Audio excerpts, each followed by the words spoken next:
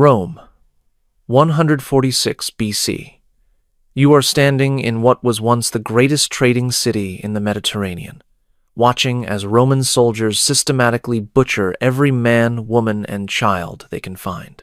This is Carthage, and what you are witnessing is not just military conquest.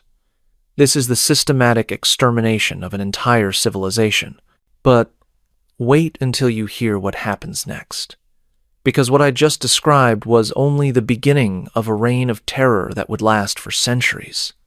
The same Roman Empire that gave us roads, aqueducts, and legal systems was simultaneously perfecting the art of systematic mass murder on a scale that would not be matched until the 20th century. You think you know Roman history. You think the empire that gave us gladiator movies and epic poems was somehow more civilized than other ancient powers? What I am about to reveal will completely shatter every romanticized notion you have about Roman civilization. Behind the marble columns and triumphant parades lies a legacy of systematic brutality so calculated, so deliberately cruel, that it makes medieval warfare look merciful by comparison. Today, we are exploring 8 of the worst war crimes committed by the Roman Empire. These are not isolated incidents or the actions of rogue commanders.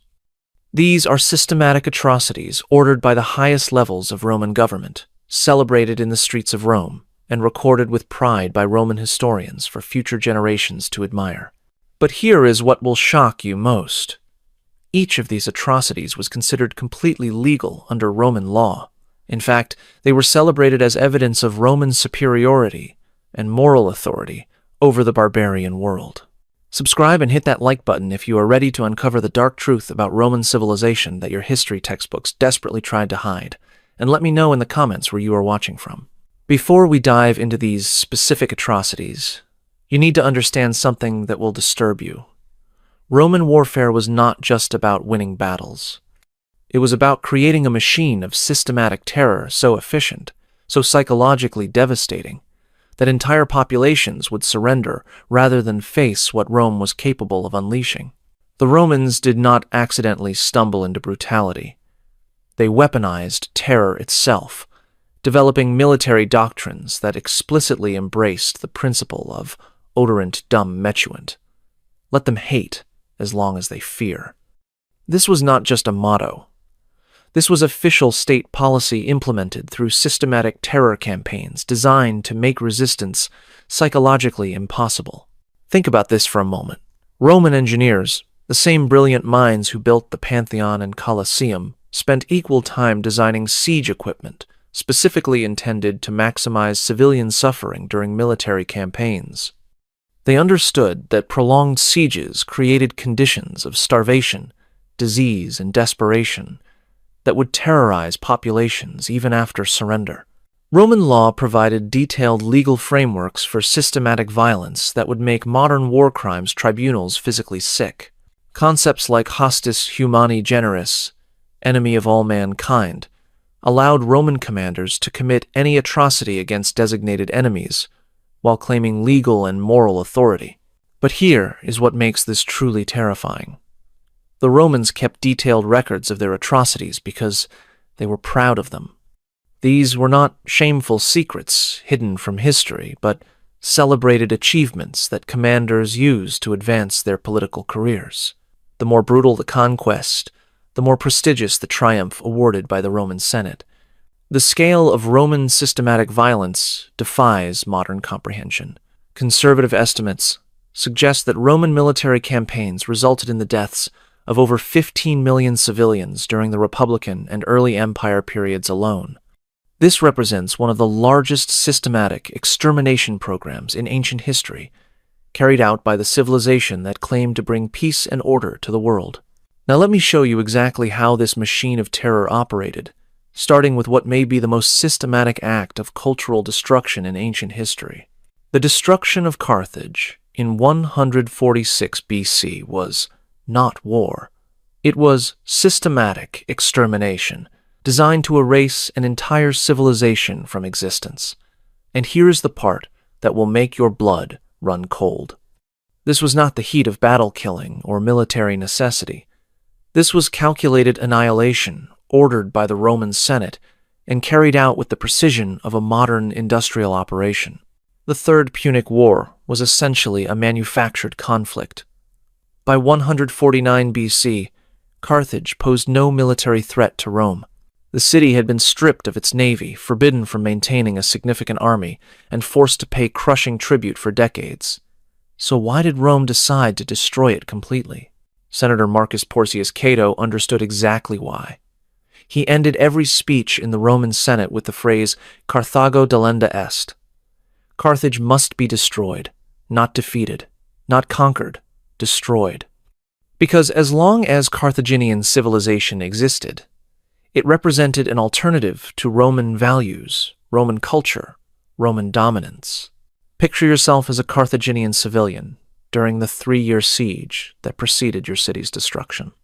You are trapped behind walls with over 500,000 people while Roman forces under Scipio Aemilianus systematically starve you into submission. Food supplies are exhausted. Water becomes contaminated with disease. Bodies pile up in the streets as plague spreads through the overcrowded city. But the siege was just psychological preparation for what Roman engineers had already planned.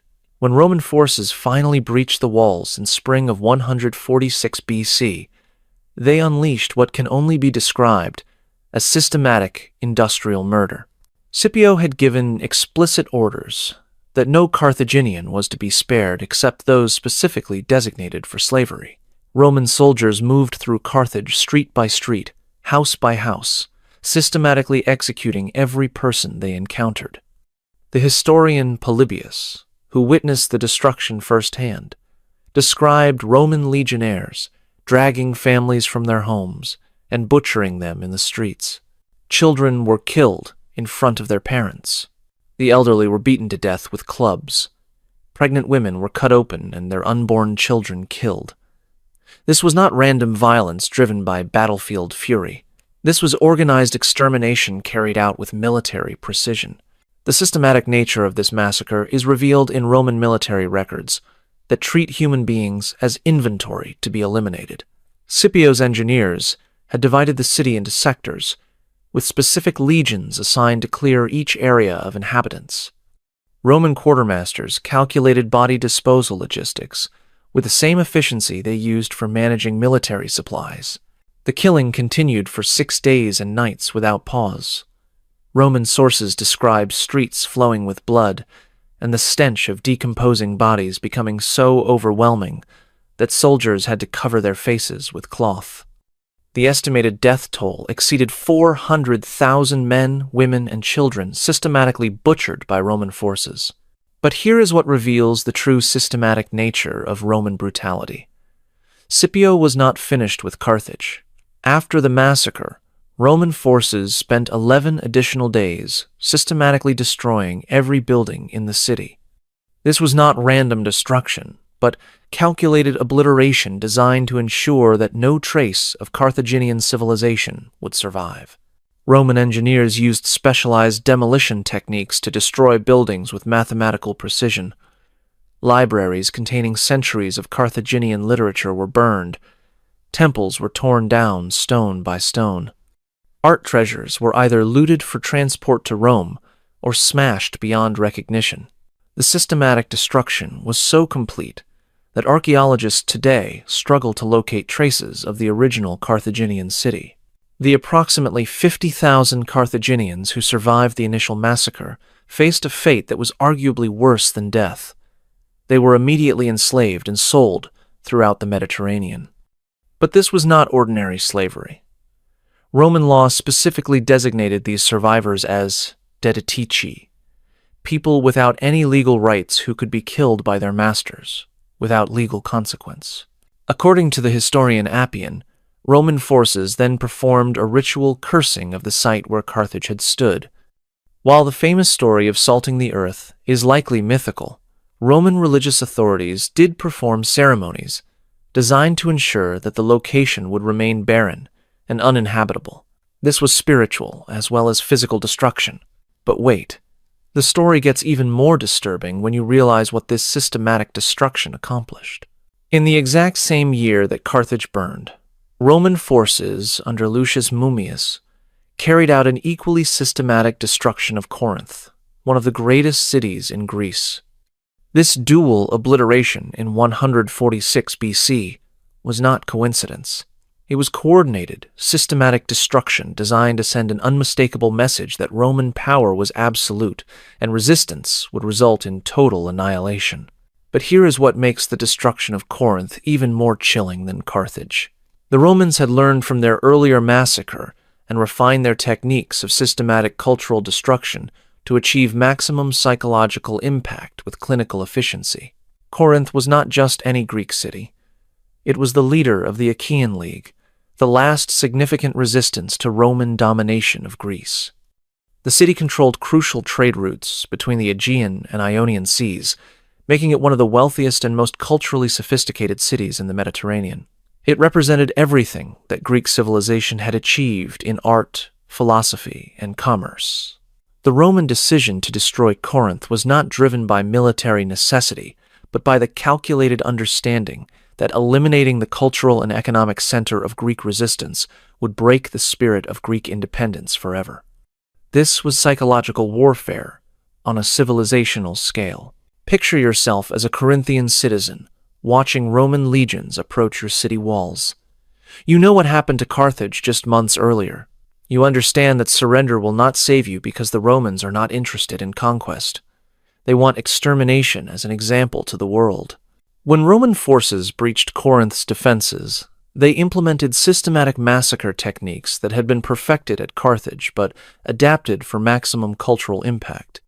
Every adult male in the city was systematically executed, regardless of whether they had participated in resistance. Roman military records describe this as clearing the city of potential future leaders who might inspire Greek resistance. The fate of Corinthian women and children reveals the sophisticated brutality of Roman systematic violence. Rather than simple execution, they were designated for slavery and sexual exploitation designed to destroy Greek cultural identity. Roman soldiers were given permission to claim any woman or child as personal property, leading to systematic rape and abuse that continued for weeks after the city's capture.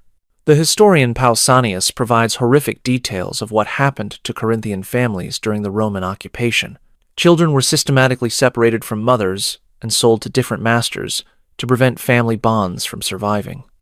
Women were systematically abused by multiple soldiers before being shipped to slave markets throughout the Roman Empire, where their Greek identity would be deliberately erased.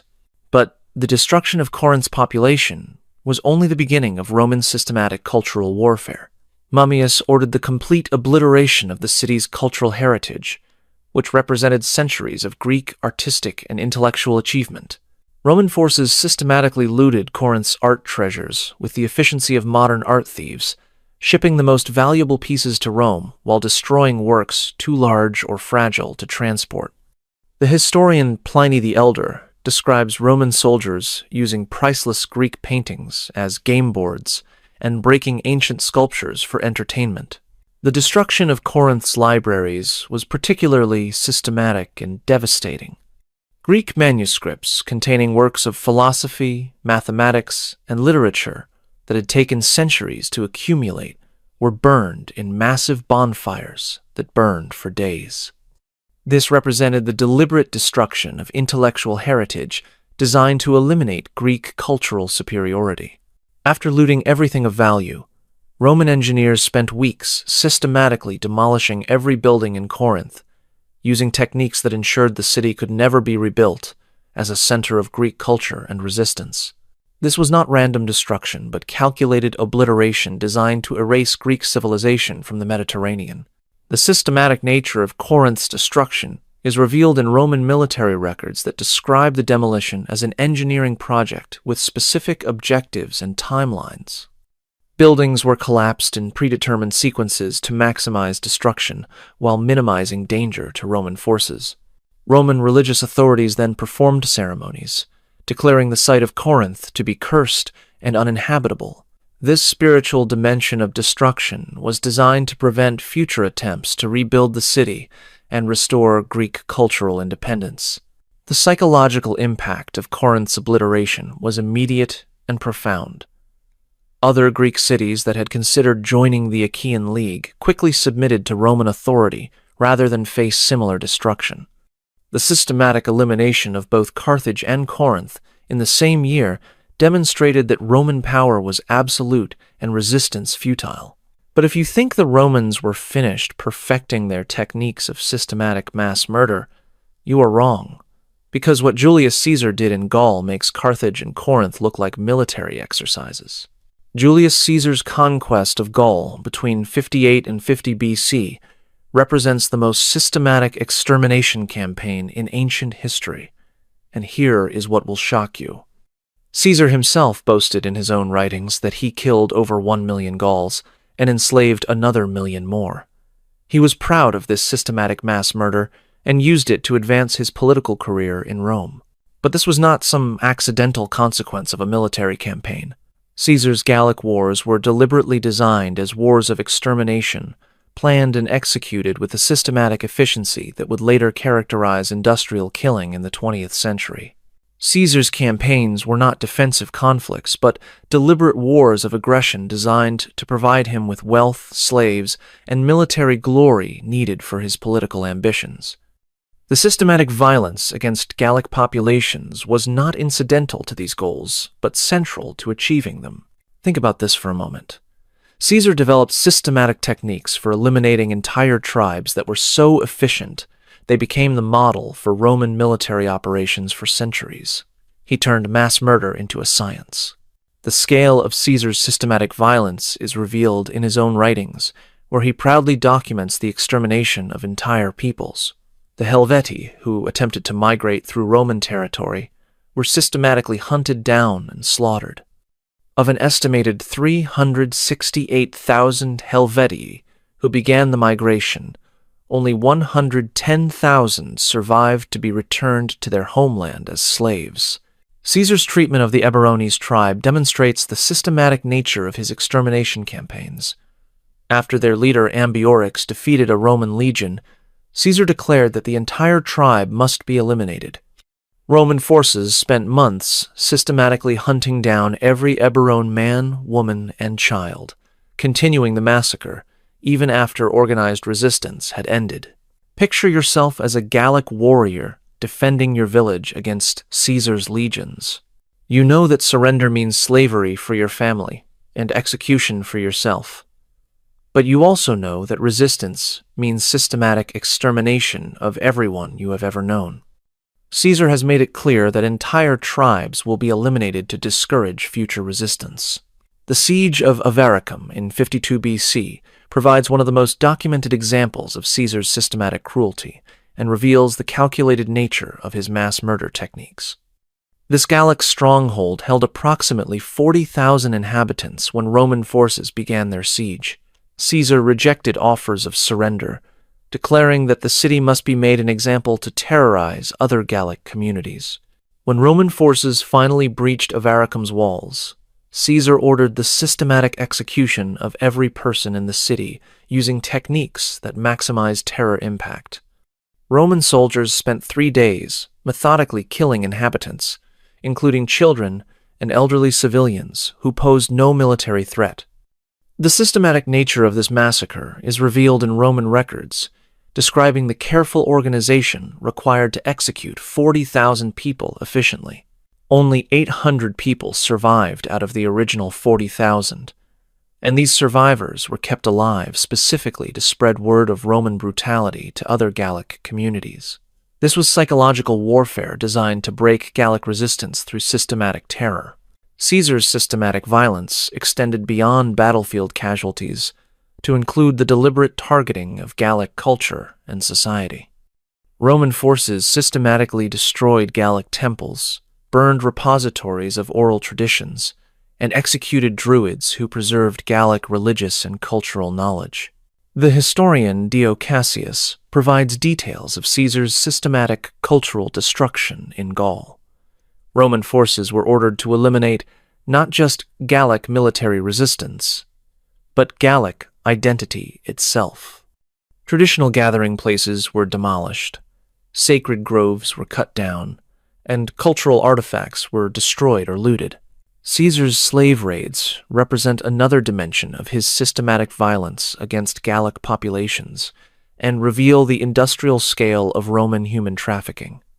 Roman forces would systematically capture entire communities, separating families and shipping survivors to slave markets throughout the Mediterranean.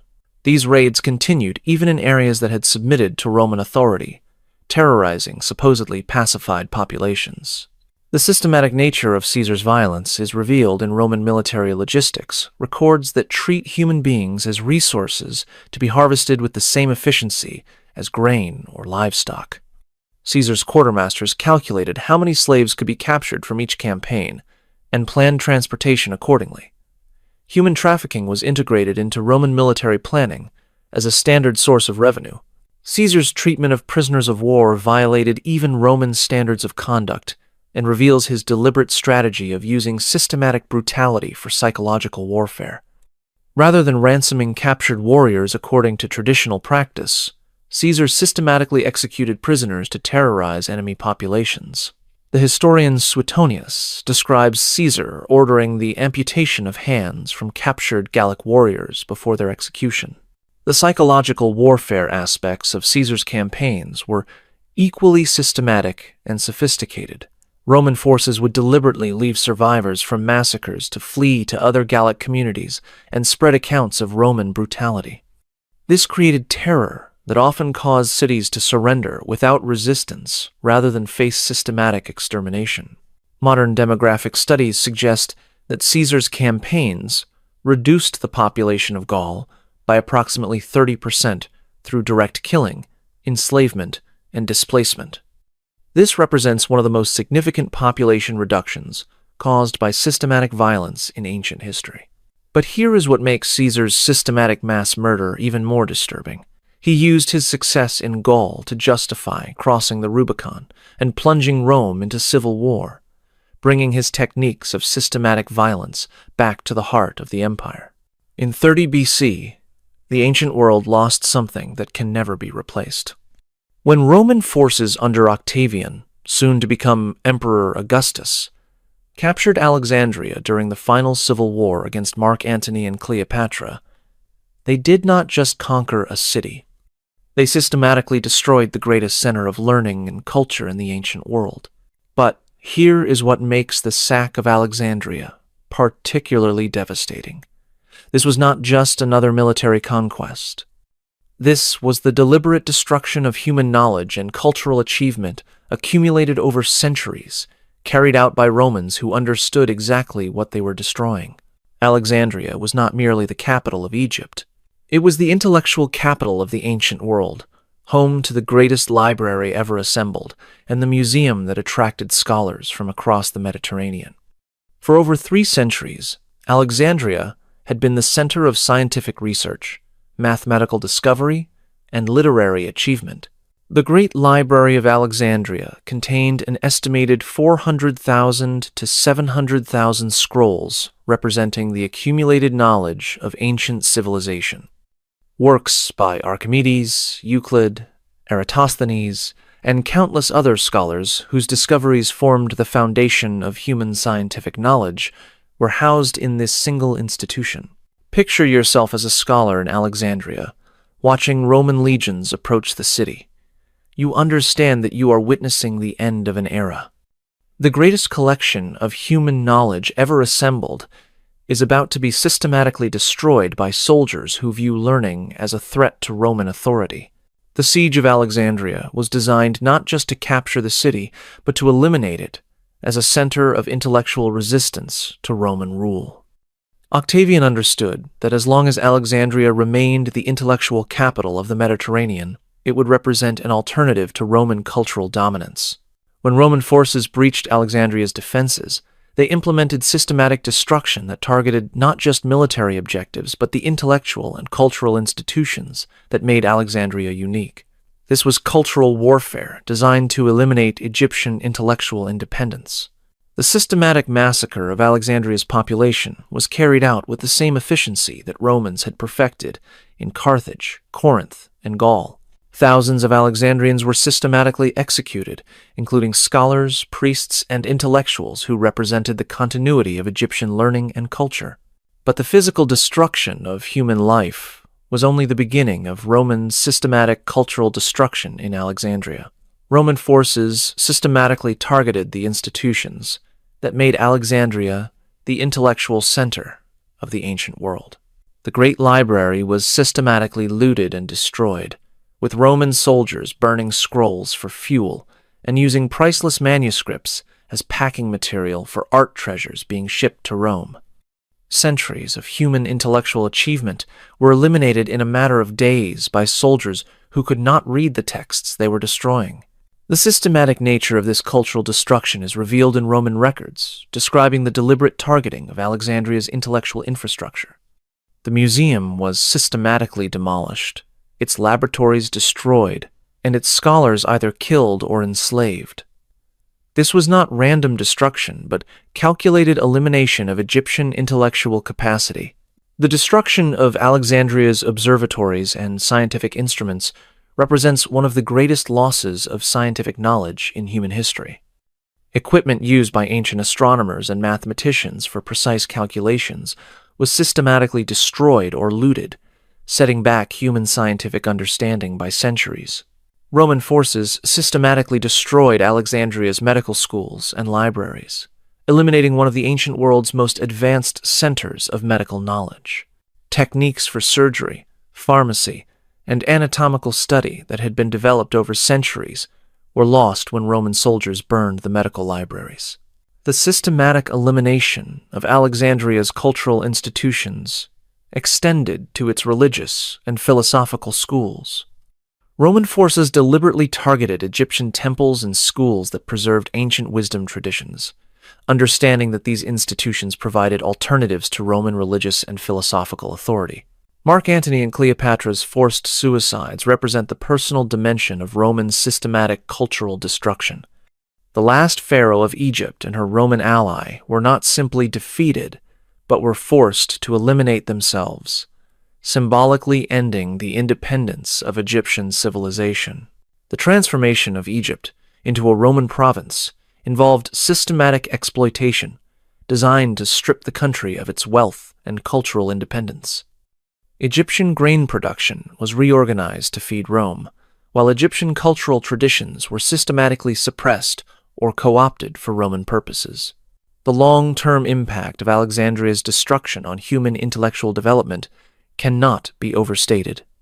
Scientific and mathematical knowledge that took centuries to accumulate was lost in a matter of days, setting back human progress in ways that influenced development for over a millennium.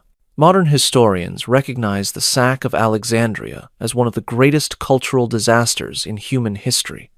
Professor Luciano Canfora describes the destruction as systematic intellectual warfare, designed to eliminate Egyptian cultural alternatives to Roman dominance. But if you think the destruction of Alexandria was the worst thing Romans did to a civilian population, wait until you hear about their response to rebellion in Britain.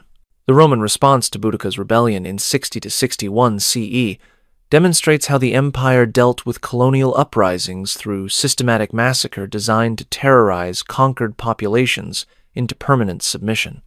But what makes this atrocity particularly horrific is how Roman commanders refined their techniques of systematic violence to achieve maximum psychological impact on civilian populations. Boudicca's rebellion began as a response to systematic Roman abuse of the Iceni tribe, including the public flogging of Queen Boudicca herself and the rape of her daughters by Roman soldiers. But the Roman response went far beyond punishing the perpetrators to include systematic violence against anyone suspected of supporting British independence. Governor Gaius Suetonius Paulinus implemented a campaign of systematic terror that was designed to break British resistance permanently. Roman military records describe this as making an example that would prevent future rebellions by demonstrating the consequences of challenging Roman authority. But here is what reveals the systematic nature of Roman terror tactics. Suetonius was not content to simply defeat Boudicca's army. He wanted to create such psychological trauma among British populations that the memory of Roman brutality would prevent resistance for generations. Picture yourself as a British civilian watching Roman legions approach your village. You know they are not coming to distinguish between warriors and non-combatants. Roman policy declares that anyone who supported Boudica, including women and children, must be eliminated to prevent future resistance.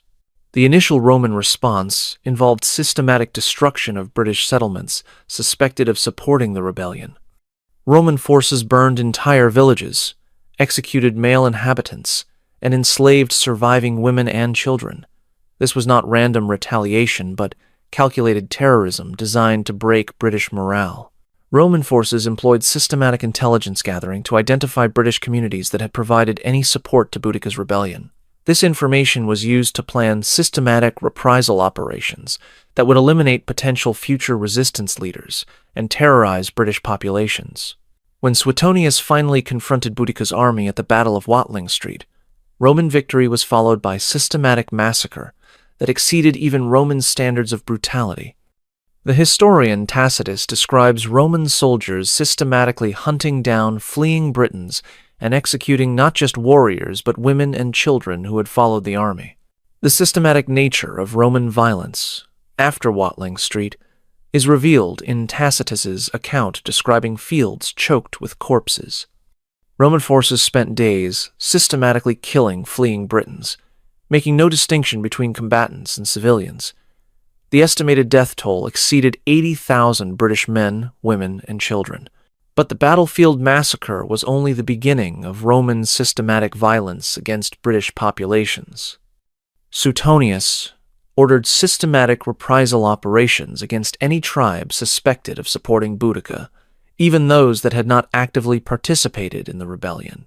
Roman forces systematically destroyed British agricultural infrastructure, burning crops and killing livestock to create famine conditions that would weaken potential future resistance.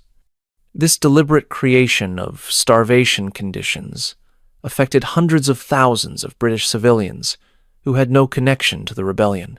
The systematic nature of Roman cultural destruction during the suppression of Boudica's rebellion included targeting British religious sites and cultural institutions. Roman forces deliberately destroyed sacred groves, executed druids, and eliminated traditional British leadership to prevent cultural survival. Roman military records describe the systematic capture and enslavement of British populations during the suppression campaign. Entire communities were systematically enslaved regardless of their participation in the rebellion, with families separated and shipped to different parts of the Roman Empire. The psychological warfare aspects of Roman suppression tactics were equally systematic and sophisticated. Roman forces deliberately left some British survivors to spread accounts of Roman brutality throughout unconquered territories, creating terror that discouraged future resistance movements. The scale of Roman systematic violence during the Boudica suppression campaign is estimated to have reduced the British population by approximately 15% through direct killing, enslavement, and famine. This represents one of the most significant population reductions in British history. Suetonius's systematic terror campaign was so extreme that it drew criticism even from Roman authorities. The historian Tacitus notes that Suetonius was eventually recalled to Rome, partly because his systematic violence was creating conditions that threatened long-term Roman control of Britain. Modern archaeological evidence reveals the extent of Roman systematic destruction during the Boudica suppression. Excavations show that numerous British settlements were systematically burned and abandoned during this period, with evidence of mass graves containing civilian victims. But Roman systematic violence in Britain was nothing compared to what Emperor Hadrian would later unleash in his campaign to eliminate resistance permanently. The Roman suppression of the Bar Kokhba revolt from 132 to 136 CE represents the most systematic campaign of cultural and physical extermination in Roman history. Emperor Hadrian's response to resistance went beyond military conquest to attempt the complete elimination of identity and culture from an entire region. But here is what makes Hadrian's campaign particularly systematic and terrifying. This was not a response to military threat, but a deliberately planned program of extermination designed to solve what Romans considered a persistent problem through systematic elimination of populations and culture. The Bar Kokhba revolt began as a response to Hadrian's decision to build a Roman colony on the ruins of ancient cities and construct temples to Roman gods on sacred sites. But Hadrian's suppression of the rebellion exceeded even Roman standards of systematic violence. Hadrian assigned his most experienced general, Sextus Julius Severus, to command the suppression campaign with explicit orders to eliminate resistance permanently through systematic extermination of populations and culture. Roman military records describe this as the final solution to persistent resistance in the region. Picture yourself as a civilian hiding in the caves and tunnels throughout the region, while Roman forces systematically hunt down every person suspected of supporting the rebellion. You know that surrender means death because Roman policy declares that cultural identity itself is treason against the empire. Roman forces employed systematic siege tactics against strongholds that were designed to maximize civilian casualties rather than achieve quick military victory. The siege of Betar, the rebellion's final stronghold, continued for months specifically to terrorize populations through systematic starvation and psychological warfare. When Roman forces captured strongholds, they implemented systematic extermination policies that exceeded their treatment of other rebellious populations. The historian Dio Cassius records that Roman forces killed over 580,000 people during the suppression campaign, representing approximately half the population of the region. The systematic nature of Roman violence during the suppression is revealed in archaeological evidence from cave complexes where families sought refuge. Roman forces systematically sealed caves with civilians inside, creating mass graves that remained undisturbed until modern archaeological excavations. Roman forces systematically destroyed settlements throughout the region, implementing a scorched earth policy designed to make areas uninhabitable for surviving populations. Over 985 villages were systematically demolished, with their populations either killed or enslaved. But Hadrian's systematic elimination went beyond physical destruction to include deliberate cultural obliteration designed to erase historical connections to the land. He renamed cities and regions, attempting to eliminate cultural memory and historical identity. Roman authorities systematically banned traditional religious practices throughout the empire, executing religious leaders who continued to teach traditional laws and destroying copies of religious texts. This was cultural warfare designed to eliminate identity even among populations that survived the physical violence. The systematic nature of Hadrian's policies included economic warfare designed to impoverish surviving communities. Property was systematically confiscated, merchants were banned from major markets, and craftsmen were excluded from trade guilds. Roman forces systematically enslaved survivors of the rebellion, but these slaves were subjected to particularly harsh treatment designed to break cultural identity. Slaves were deliberately separated from family members and prohibited from practicing religious observances. The scale of systematic violence during Hadrian's suppression campaign was so extreme that it depopulated much of the region. Archaeological evidence suggests that large areas remained uninhabited for decades after the suppression, indicating systematic demographic destruction. Hadrian's systematic elimination policies were so successful that they effectively ended political independence for nearly 18 centuries. The trauma of systematic physical and cultural destruction shaped identity and theology until the establishment of modern states. Modern historians recognize Hadrian's suppression as an early example of systematic ethnic cleansing. Professor Peter Schaefer describes Roman policies as deliberate attempts to eliminate identity through combined physical violence and cultural destruction. But if you think systematic extermination was the worst thing Romans did to conquered populations, you have not heard about their techniques of systematic torture and terror. Roman military discipline and punishment techniques represented some of the most systematic applications of terror in ancient warfare. But what makes Roman terror techniques particularly horrifying is how they were refined over centuries into precise instruments of psychological warfare designed to break human will through calculated brutality. The practices of mass crucifixion and decimation were not random acts of violence, but sophisticated techniques designed to maintain control through systematic brutality that terrorized both enemies and Roman soldiers. These were engineered systems of torture designed to maximize psychological impact. The aftermath of Spartacus's slave rebellion in 71 BC provides the most documented example of Roman systematic crucifixion and reveals the industrial scale of Roman torture techniques. After defeating the slave army, Marcus Licinius Crassus ordered the crucifixion of 6,000 captured rebels along the Appian Way from Rome to Capua. Picture yourself traveling the Appian Way in the weeks following Spartacus's defeat. For over 100 miles, you pass crucified slaves in various stages of death and decomposition. Some are still alive, crying out for water or mercy. Others have been dead for days, their bodies attracting carrion birds. This is systematic terrorism designed to ensure no slave ever considers rebellion again. Roman crucifixion was not designed for quick execution, but for maximum suffering and public display. The systematic nature of this torture technique reveals Roman understanding of how prolonged agony could be used as psychological warfare.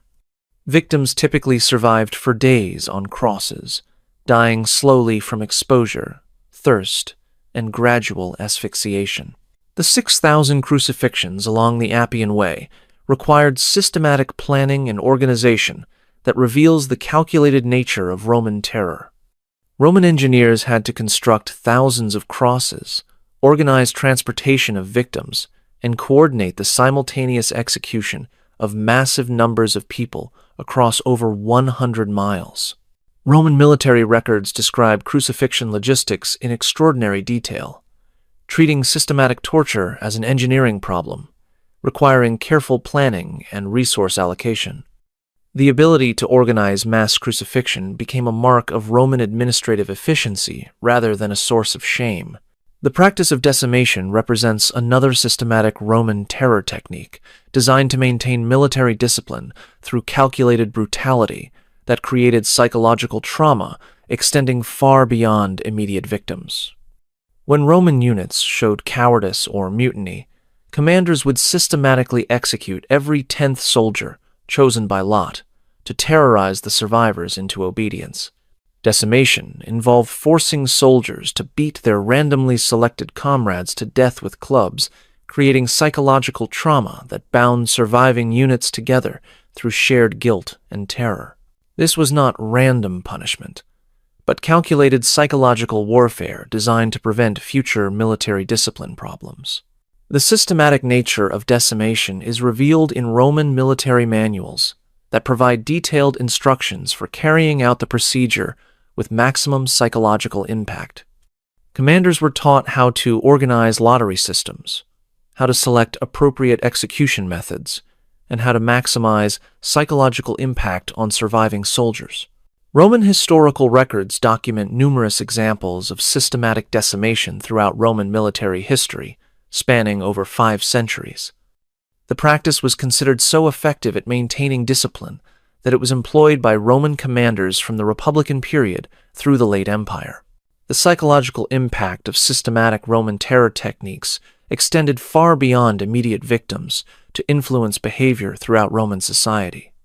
The knowledge that Rome would employ systematic torture and mass execution to maintain control deterred resistance movements and rebellions for centuries. Roman systematic terror techniques were deliberately designed to be visible and memorable. Mass crucifixions were positioned along major roads to ensure maximum public exposure. Decimation ceremonies were conducted in front of assembled armies to maximize psychological impact on witnesses. The legal framework surrounding Roman systematic terror techniques provided detailed justifications for extreme violence that normalized brutality within Roman society. Roman law distinguished between different categories of enemies and prescribed specific torture methods for each category, creating institutional knowledge of systematic brutality. Modern historians studying Roman terror techniques have identified systematic patterns of violence designed to maintain imperial control through psychological warfare. Professor Kyle Harper describes Roman systematic violence as sophisticated state terrorism designed to prevent resistance through calculated brutality. The influence of Roman systematic terror techniques extended beyond the empire to influence military practices throughout medieval and early modern Europe. The Roman understanding of how systematic violence could maintain political control became part of European military tradition for over a millennium. But the most shocking example of Roman systematic violence was yet to come, in an act of treachery so extreme that it shocked even Roman society. The massacre of the Lusitanians in the 2nd century BC represents the most systematic example of Roman treachery and betrayal in ancient history. But what makes this atrocity particularly disturbing is how it reveals the calculated nature of Roman deception and the sophisticated planning required to carry out systematic betrayal on a massive scale. Roman general Servius Sulpicius Galba's actions were considered shocking even by Roman standards, demonstrating how far Roman commanders would go to eliminate resistance through calculated deception designed to maximize the vulnerability of their victims. The Lusitanians, inhabiting what is now modern Portugal, had been conducting successful guerrilla warfare against Roman forces for years. Their knowledge of local terrain and hit-and-run tactics made them difficult for Roman legions to defeat through conventional military means. Galba understood that defeating the Lusitanians required more than military force. He developed a systematic deception campaign designed to eliminate Lusitanian resistance through treachery that would destroy their ability to continue guerrilla warfare by eliminating their population entirely. Picture yourself as a Lusitanian warrior who has been fighting Roman forces for years. When Galba offers peace negotiations, you are suspicious but hopeful that you can finally protect your family from Roman violence. You have no way of knowing that the Roman general has already planned your systematic execution down to the smallest detail. Galba's deception campaign involved systematic propaganda designed to convince Lusitanian leaders that Rome genuinely sought peaceful resolution of the conflict. Roman agents spent months spreading word that Galba was different from previous commanders and genuinely wanted to end the violence through negotiation rather than conquest. The systematic nature of Galba's deception is revealed in Roman records, describing months of careful preparation for the massacre. Roman forces were positioned to prevent Lusitanian escape while maintaining the appearance of peaceful negotiations. This was calculated treachery on a massive scale, requiring detailed planning and coordination. When Lusitanian leaders agreed to peace negotiations, Galba demanded that they demonstrate good faith by laying down their weapons and allowing Roman census takers to register their populations. This demand was presented as standard Roman administrative practice necessary for establishing peaceful relations. The Lusitanians, desperate for peace after years of warfare, agreed to Galba's demands and assembled in 3 large groups at designated locations. They brought their families and laid down their weapons as requested, trusting in Roman assurances that they would be protected during the negotiations. Once the Lusitanians were disarmed and assembled, Galba revealed the true nature of his intentions. Roman soldiers suddenly surrounded the 3 groups and began systematic massacre of men, women, and children who had trusted Roman promises of peaceful negotiation. The historian Appian provides horrific details of Galba's systematic massacre. Roman soldiers systematically executed entire families, making no distinction between warriors and civilians.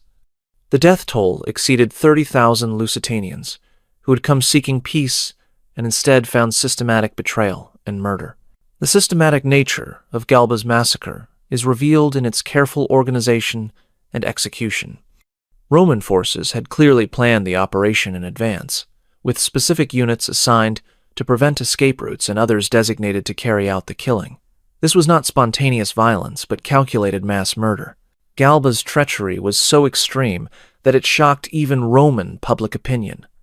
The systematic betrayal of negotiated agreements violated Roman concepts of honor and military conduct, leading to political criticism that damaged Galba's career, despite his military success.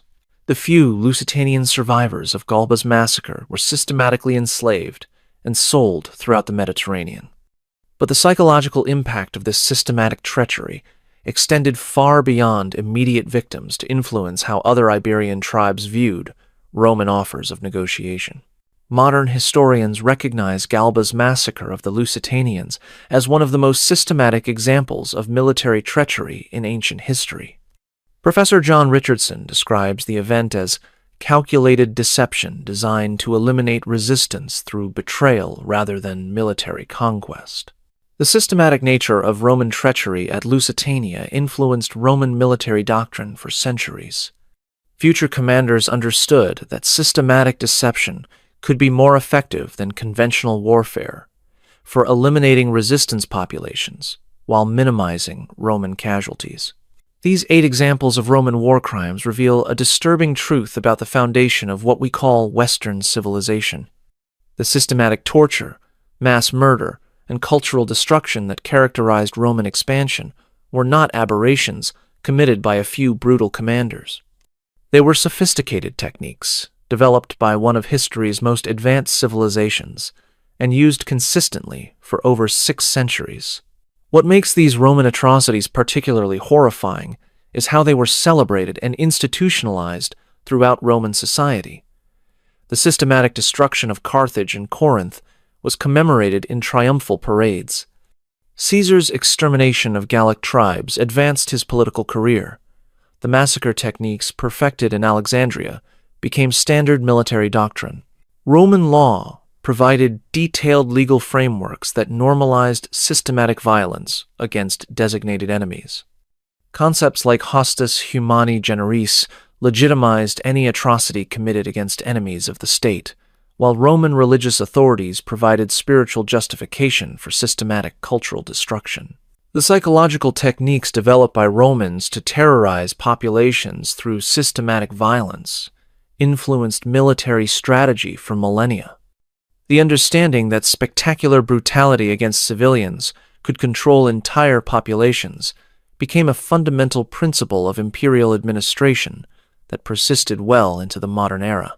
The scale of suffering created by Roman systematic violence defies comprehension. Conservative estimates suggest that the campaigns discussed in this video alone resulted in the systematic murder of over 8 million civilians. This represents one of the highest death tolls from systematic violence in ancient history. The Roman Empire's systematic destruction of alternative civilizations eliminated cultural diversity that took centuries to develop. The obliteration of Carthaginian, Greek, Gallic, and Egyptian learning represents one of the greatest losses of human intellectual heritage in history.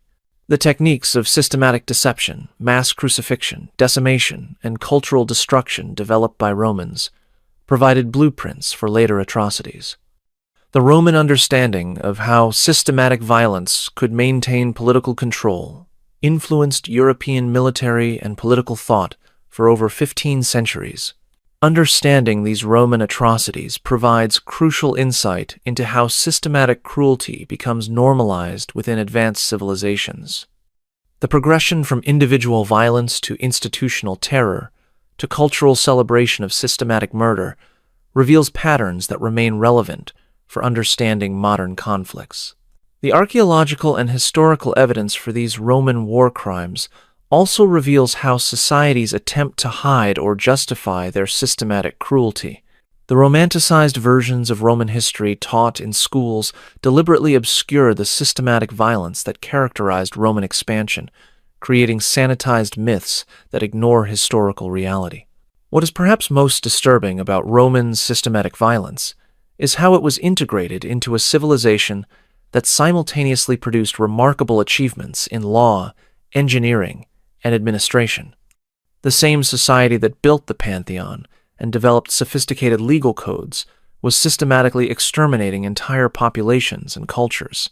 The Roman example demonstrates that technological and cultural sophistication do not prevent systematic cruelty, but can actually enable it by providing more efficient methods for organizing and carrying out mass violence. Roman engineering skills made possible systematic siege warfare that maximized civilian suffering. Roman administrative capabilities enabled the organization of systematic massacres, mass enslavement, and cultural destruction on scales that less sophisticated societies could not achieve. The systematic nature of Roman violence was made possible by Roman civilization, not in spite of it. If this exploration of Roman systematic violence has revealed the dark truth about the foundation of Western civilization that you never learned in school, make sure to subscribe for more content that uncovers the brutal realities behind historical myths. Comment below letting me know which of these 8 Roman atrocities you found most shocking, and what other dark chapters of ancient history you would like explored. These historical examples remind us that the capacity for systematic cruelty exists within all human societies, including the most advanced and sophisticated civilizations. The institutions, laws, and cultural values that prevent such atrocities require constant vigilance to maintain, because the Roman example shows how quickly systematic violence can become normalized and celebrated. The Roman Empire's legacy of systematic terror serves as a warning about what humans are capable of when power becomes unchecked and societies lose sight of basic human dignity in pursuit of domination and control. Understanding this history is essential for recognizing and preventing similar patterns of systematic violence in our own time.